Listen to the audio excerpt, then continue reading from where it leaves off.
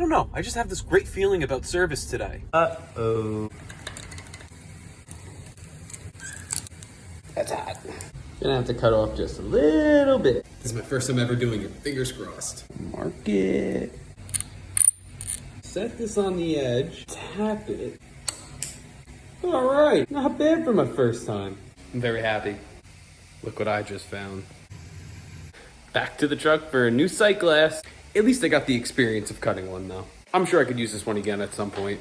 I probably should have checked to see if it would fit just like this first, but whatever.